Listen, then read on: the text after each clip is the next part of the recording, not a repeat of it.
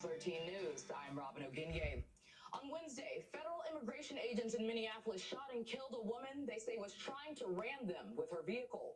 The impact of that incident is now being felt across the country as millions pour onto the city streets to protest against immigration and customs enforcement.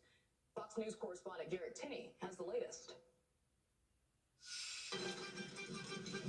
Anti-I.C.E protests by the hundreds forming across the country Saturday. This 3 days after an ICE officer fatally shot Minneapolis mother Renee Good after federal officials say she drove into the officer. The following day in Portland, U.S. Border Patrol shot a man and a woman in a car who had ties to a violent Venezuelan gang. They're not out here trying to detain criminals. They're out here trying to incite chaos.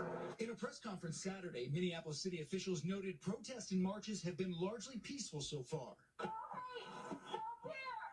even as they brace for more demonstrations through the weekend.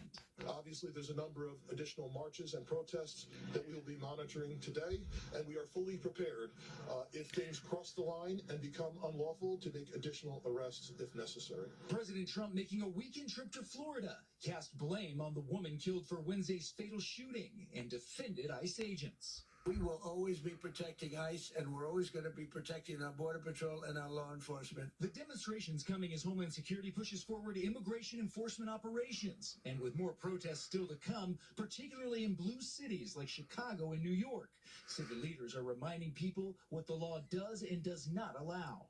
What I've instructed my team, instructed everyone in city government to do is to follow the law that we have here in New York City. And those laws also include sanctuary city laws. And here in Minnesota, Governor Tim Walz this week authorized his state's National Guard to be staged and ready.